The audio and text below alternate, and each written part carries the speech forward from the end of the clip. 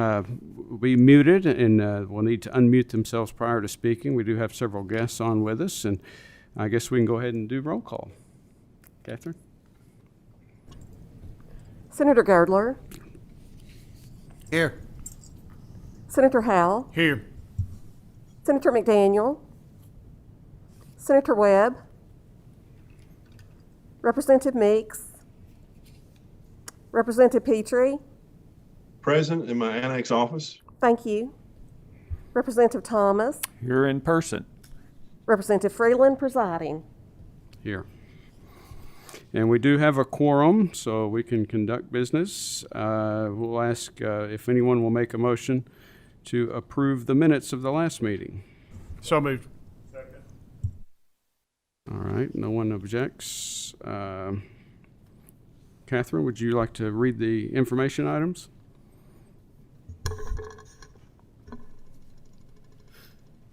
Pursuant to KRS 45760 sub 5, UK reported its vehicle and trailer purchase for its mobile pop-up testing and vaccination clinics.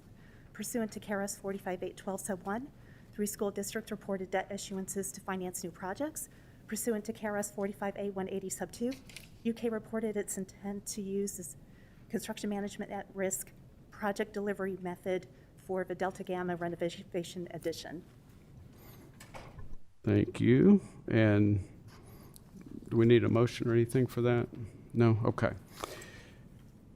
Michael Hales is with us this morning, and he is conferencing in to present agenda item number 4 from Northern Kentucky University. It's regarding their KERS cessation agency bond issue. Mr. Hales, are you with us? Yes, Chair Freeland. Can you all hear me okay? Yes, go right ahead. Yes, thank you, members of the committee, for the opportunity to present a request for authorization of our pension bond issuance. I also have with me available, if you all have questions, Carmen Hickerson, who is NKU's Government Affairs AVP, Trey Grayson with Civic Point, who helps us with some legislative matters, Tom Howard with Commonwealth Economics, who's our financial advisor, and Roger Peterman with Dinsmore and Scholl, who serves as our bond counsel. And so just want to give a real quick background on this request. With the passage of House Bill 1 last year, NKU had 5 options for dealing with our pension. One of those options was the status quo of staying in the system. We also had the hard freeze and soft freeze, lump sum and installment options. And the status quo option would have immediately increased our pension contributions to the system by over $14 million. So that was quickly not a very good option for us. So we focused on the hard freeze and soft freeze lump sum options. And we worked with financial advisors and an actuarial firm to help us analyze all of these options.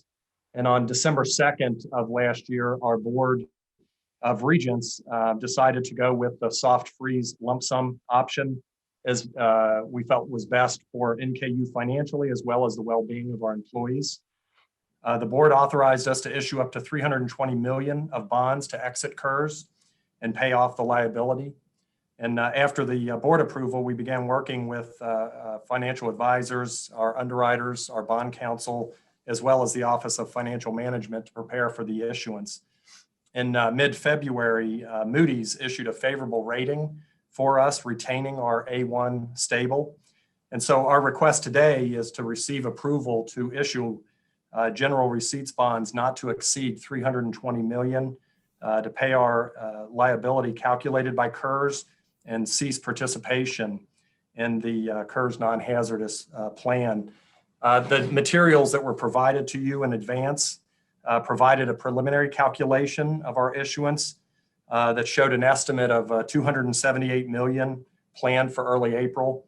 Obviously, the passage of House Bill 8 recently will impact these estimates and lower the amount of our issuance. But at the time we provided the materials, it showed the 278.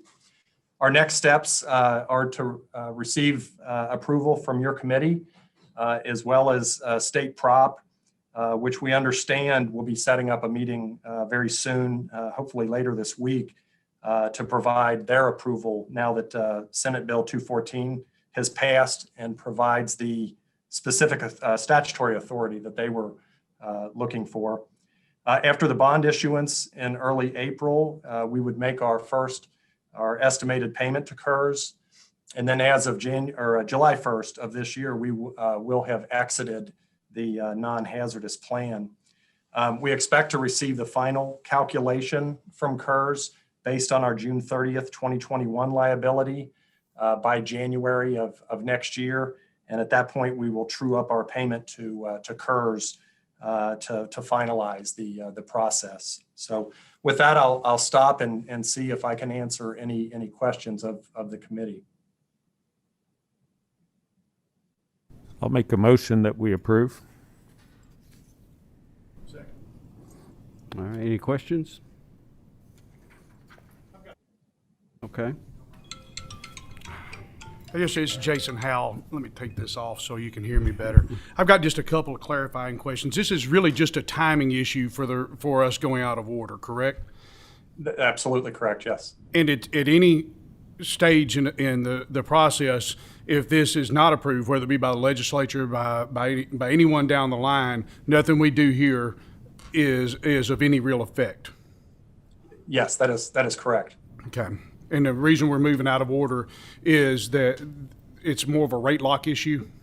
Exactly. The timing of it, now that we have our Moody's, a favorable rating and where the bond market is, with all of the uncertainty, we feel like to be able to lock that in as soon as we can would be significantly beneficial to us. And in so doing, the estimates and everything that you've run on this would stay in place and wouldn't need to be changed if we could move forward quicker to where you didn't have to deal with an increase in rate. Correct. As we mentioned in the materials that we provided in advance, even a half a basis point, and the rates going up could, cost us potentially $15 million on our net present value. Okay, thank you. Appreciate it. Thank you very much. Madam Secretary, you want to call the roll? Senator Girdler, Aye. Senator Howell, Aye. Senator McDaniel, Senator Webb, Representative Meeks, Representative Petrie, Yes. thank you, Representative Thomas, Aye. Chairman Freeland, Yes. thank you.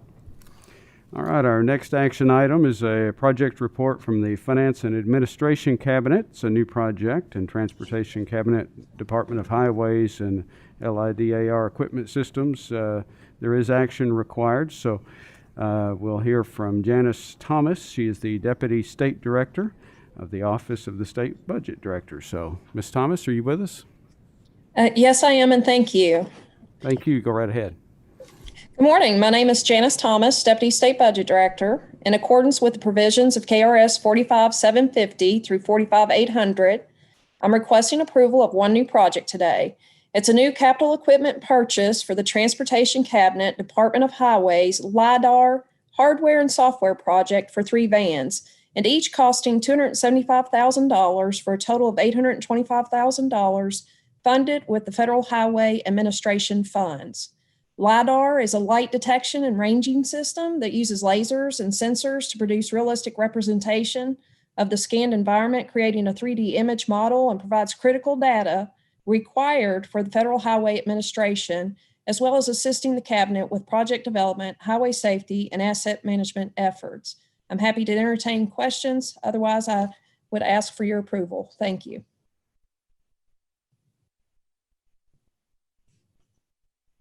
I'll make a motion. We approve. Second. All right. You call the vote? I just got one question. Oh, yes, Senator. Janice, I sure like your chair. But when this is all over, I may borrow it. Yes, sir. That's more of a comment than a Yeah. question. Thank you. Go ahead. Senator Girdler, Aye. Senator Howell, Aye. Senator McDaniel, Senator Webb, Representative Meeks, Representative Petrie, Yes. thank you, Representative Thomas, Aye. Chairman Friedland. Yes. Thank you. All right, next we have a lease report from the Finance and Administration Cabinet, and I believe Mr. Scott Aubrey is with us. He's the Director, Division of Real Properties. And Director Aubrey, are you with us? Yes, sir, Mr. Chair. Go right ahead, sir. Today I have a lease modification for the Transportation Cabinet in Jefferson County. This lease is being modified for leasehold improvements to make the space suitable for occupancy. The total renovation costs were $143,975. So the property owner requested that the agency to pay for part of the fit up of the space. An agreement was made to pay no more than approximately 24% of the cost. As a result, 2 estimates were obtained for electrical changes and interior painting. Low bids submitted by John Waters and Bradley Burrows were selected for a total amount of $34,755 to be amortized through the end of the lease term set at June 30th of 2028.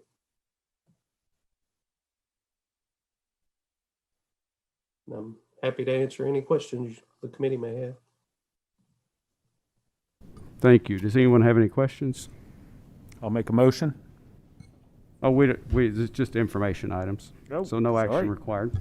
I'll withdraw that motion. All right. Thank you, sir. Thank you. A report from the Office of Financial Management. These are action items, and we do have the option to roll 5 of the KIA loans into one vote. If any member objects, I don't see any objections, so we'll go right ahead. Sandy Williams, I do need a motion to do that. Make a in motion, second. we roll all 5 together. Second. All right, thank you. And Sandy Williams, the Deputy Executive Director with KIA, is with us this morning. And Ms. Williams, good morning. Good morning. Thank you, Chairman Friedland and members of the committee. I'm Sandy Williams, Deputy Executive Director with the Kentucky Infrastructure Authority. Pursuant to KRS 224A-100, the authority will present 5 projects for the committee's review. The City of Mount Sterling is seeking a clean water state revolving fund loan in the amount of $11,825,000 for their wastewater capacity upgrade project. This loan will be combined with a previously approved planning and design loan for the same project, bringing the total loan balance to $12.35 million. This project will increase the capacity at Hankston Creek Wastewater Treatment Plant from 3 million gallons per day to 6 million gallons per day. This will be a 20-year loan with a 1% interest rate and estimated annual debt service payments of just over $707,000 per year. The current 4,000 gallon rate for sewer in Mount Sterling is $26.15, and this loan was approved at the March 4th KIA board meeting. The City of Providence is seeking a planning and design loan from the Clean Water State Revolving Fund in the amount of $700,000 for their sanitary sewer upgrades project. This is the planning phase of a project to help the city address notices of violation from the Division of Water concerning the wastewater treatment plant. This will be a 5-year loan with a 2.5% interest rate. The current 4,000 gallon rate for sewer in Mount Sterling is $20.67, and this loan was approved at the March 4th KIA board meeting. The Louisville and Jefferson County Metropolitan Sewer District is seeking a Fund A Clean Water State Revolving Fund loan in the amount of $8.27 million for the Rosa Terrace, Sanders Lane, Wathen Lane, and Soane Avenue pump station project. The project includes replacing the Rosa Terrace and Soane Avenue pump stations with gravity sewer lines and rehabilitating the Wathen Lane and Sanders Lane pump stations. This will be a 20-year loan with a 2% interest rate and estimated annual debt service payments of $520,276. The current 4,000 gallon rate for sewer in the MSD service area is $51.45. And this loan was also approved at the March 4th KIA board meeting. The City of Frankfort is seeking a Fund A Clean Water State Revolving Fund loan in the amount of $1.5 million for the Miami Trails Sanitary Sewer Project. This project involves the decommissioning and removal of the Miami Trails pump station and conveying the flow by gravity to the Chinook pump station. This will be a 20-year loan with a 2% interest rate and estimated annual debt service payments of $94,376. The current 4,000-gallon rate for sewer in Frankfurt is $42.72. And this loan was approved at the March 4th KA board meeting. And last but not least, the city of Scottsville is seeking a $696,500 Fund F Drinking Water State Revolving Fund loan for its AMR and Smart Water Meter Replacement Project. This project will replace traditional water meters with automatic read or advanced metering infrastructure meters to improve accuracy and gain labor efficiencies. This will be a 20-year loan with a 0.25% interest rate and estimated annual debt service payments of $18,733. The current 4,000-gallon rate for sewer in the city is $33.15. This loan was approved at the March 4th KA board meeting, and I would be happy to answer any questions. Does anyone have any questions? All right, do you want to make a motion to approve the loans? Second. All right, we do have a motion and a second. Madam, will you call the roll? Senator Girdler, Aye. Senator Howell, Aye. Senator McDaniel, Senator Webb, Representative Meeks, Representative Petrie. Yes. Thank you. Representative Thomas. Aye. Chairman Freeland. Yes. Thank you. All right, the 5 KIA loans were approved. Thank you for that testimony. Next, we have Ryan Barrow. He is conferencing in to present agenda item number 7. And is this an action item? No, it's just an information item. Okay. Mr. Barrow, are you with us today? Yes, sir, I am. I'm ready to start. Go If right you ahead, are. sir. Thank you very much. The first item today is, as was stated, an information item for Kentucky Public Transportation Infrastructure Authority. Essentially, this is the Louisville Bridge project. In 2013, I had the privilege of presenting the same transaction to this committee, and we love to bring back refundings, and that's what we're asking or presenting today. There is the basic option is to take out some of the first tier revenue bonds, and that's what's presented in the packet for an estimated gross proceeds just over $207 million and a true interest cost just under 5%. We are estimating almost double digit in terms of the net present value savings at $17.6 million. We've listed in the first tier toll revenue bonds that we are anticipating to refund. However, we are actively working with TIFIA. TIFIA is basically a loan from the federal government, was one of the 4 components of the Louisville Bridge. There is a potential to refund that as well, either in this transaction or separately. The math would work better if we refund that separately at a future date, but that is currently contemplated in terms of the refunder if we cannot reach agreement with TIFIA. I'm happy to answer any questions or move over to the next agenda item. If no questions, please proceed, Mr. Barrow. Thank you. The next item up is a Kentucky Housing Corporation, and this is the Alco at Russell. Essentially, the anticipated date of sales, April 30th. It's a $30 million transaction with the total project being $43.6 million estimated. It's a short-term financing. Mr. Barrow, let me stop you real quick. I forgot to ask for a motion in a second. I'll make a motion to roll the two together. Yes. Second? Second. All right, thank you. Please proceed, Mr. Barrow. My apologies. Yes, sir. So the last component for the first housing transaction, we've put in all the fees. It is developer financed. It is not a liability of the Commonwealth or housing, and we respectfully request approval. And then I'm happy to go into the next transaction. That is Cambridge Square. As I just stated, it is not a liability of the Housing Corporation or the state. It is developer financed, and we have developer information in the packet.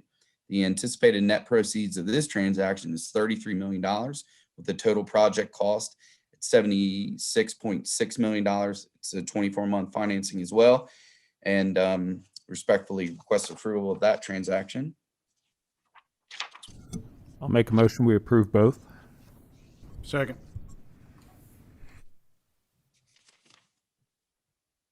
Thank you. Senator Girdler, Aye.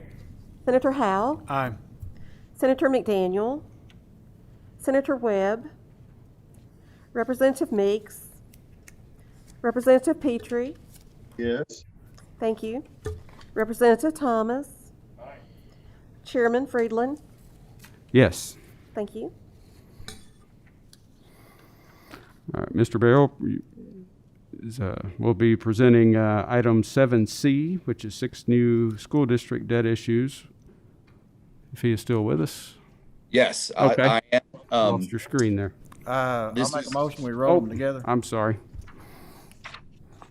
Second? Okay, please proceed.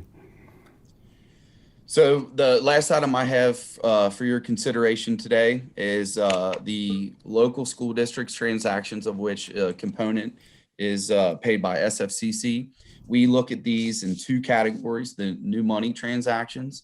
There is estimated par of SFCC supported at $2 million, with the local being about 87%, $13.7 million. There's no tax increase necessary to fund any of those new money projects. And then flipping over to the refunders, we have 4 for consideration. All 4 have SFCC support just at $9.9 million roughly. 2 of them have a local component that constitutes about $11 million. So just over 53%. 3 of the 4 refundings are taxable, which we've talked about in prior meetings. But they do meet all the refunding thresholds. So we respectfully request approval of those transactions. All right, any questions or a motion? So moved, I make a motion. Second. Madam Secretary, call the roll. Senator Girdler, Aye. Senator Howe, Aye. Senator McDaniel, Senator Webb, Representative Meeks, Representative Petrie, Yes. thank you, Representative Thomas, Aye. Chairman Friedland, Yes. thank you. All right, thank you, Mr. Barrow. Thank you. All right, so are we done? Other than adjourning?